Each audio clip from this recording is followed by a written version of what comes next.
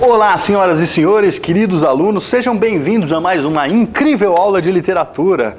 Para você que sofre, chegou o momento de sorrir. Eu sou o professor Lucas Limberti e essa é uma videoaula do ESAG Vestibulares. Hoje vamos tratar de um tema muito importante que cai nos principais vestibulares, que é o humanismo, tá certo? Então vamos começar a prestar atenção aí no contexto, claro, entender o contexto para ver o que se produz literariamente, para ver quem é esse homem deste contexto, né, e o que ele escreveu literariamente. Nós vamos marcar então um momento que é o final da Idade Média, marcando ali o século XIV, a transição entre o trovadorismo e o classicismo, ok? Então o humanismo, primeiramente, não é uma escola literária, é um momento de transição que vai antecipar coisas do Renascimento, né, o classicismo, e também vai trazer coisas ainda vinculadas à Idade Média. Esse final da Idade Média, no século XIV, é importante por quê? Vamos pensar que com o feudalismo da Idade Média, nas áreas mais longínquas, a sociedade começou a se organizar de maneira diferente. Ou seja, as pessoas começaram a construir casas e pequenas cidades medievais muradas, né? Cidades como na Itália, Siena, Verona, você tem todas cidades com muros muito altos e essas pequenas cidades em áreas mais longínquas passaram a ser chamadas de burgos. E quem morava nos burgos? A burguesia. A preponderância característica deste burgo era que esta burguesia passou a mudar o sistema estabelecido no feudalismo, que era a base de trocas, do escambo. Então eles começaram a criar o comércio e, em nome do comércio, a moeda. Com o surgimento da moeda, muda tudo na sociedade, ou seja, a pessoa passa a ter, no acúmulo de capital, uma perspectiva de ascensão social. E, nesse sentido, passa a investir em si, passa a investir no seu individualismo e para poder acumular capital. E assim, claro, isso vai ter uma preponderância na arte, tá certo? O burguês muda então e começa a pensar em si. Por isso a gente chama de antropocentrismo. Prefixo antropo significa homem, o homem pensando em si, o humanismo, tá certo?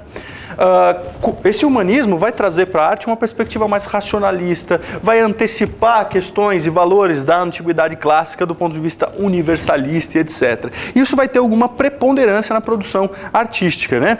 Vamos pensar no seguinte, se antigamente a gente tinha o teocentrismo, antigamente que eu digo, né, no início lá no século XII, no feudalismo, o Deus como centro de tudo, aqui o homem passa a ser o centro de tudo. Portanto, se desvincula com essa questão de um Deus temeroso e o homem passa a investir em si. E ao investir em si, ele começa a entender criticamente aquilo que está à sua volta. Um dos grandes expoentes, uma pessoa que fez isso mais do que ninguém, é o Gil Vicente, tá certo? A gente estuda no humanismo o gênero dramático, ou seja, o teatro. Então, quer dizer, ainda vinculado a essa perspectiva da tradição oral, né? Aquela coisa de falar a públicos que não sabiam ler e escrever, o teatro funcionou muito bem e o Gil Vicente soube fazer isso como ninguém, tá certo? O Gil Vicente traz duas novas modalidades de escrita teatral, né? Se na Antiguidade Clássica a gente tinha lá a tragédia, a comédia, aqui nós vamos ter o auto e a farsa.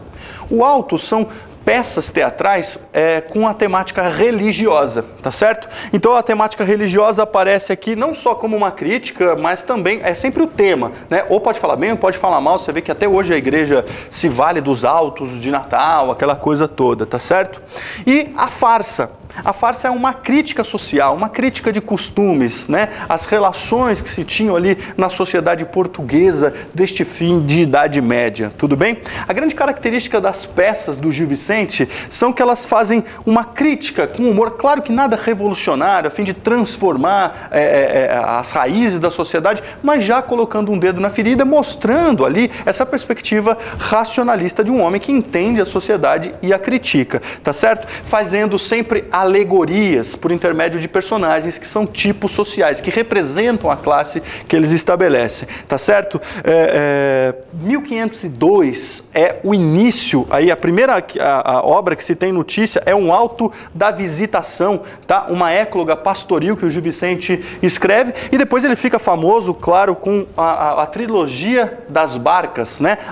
O alto da barca do inferno, o alto da barca do purgatório, o alto da barca da glória, tá certo? certo? Que são uma das obras mais conhecidas aí, né? Mostrando então a crítica que ele tem, por exemplo, em Alto da Barca do Inferno, as pessoas da sociedade, né? Aos cavaleiros que vão para o céu, mesmo tendo matado em nome de Deus. Então, assim, já tem esse momento humanista, né? Racional e, enfim, mantendo toda essa tradição da literatura humanista. E também essa coisa de fazer os tipos sociais. A farsa, por exemplo, a crítica de costume. Você tem lá a farsa de Inês Pereira, a farsa do velho da horta, então, quer dizer, um velho babão casado que fica cortejando as moças que vão na sua horta comprar, a moça especificamente que vai à sua horta comprar ali as hortaliças e tal, tá certo? Então, assim, o Gil Vicente, estima-se que ele produziu por volta de 44 peças, todas elas bilíngues, então, assim, ele era uma figura muito importante ali em Portugal, nessa transição aí do humanismo para o Renascimento,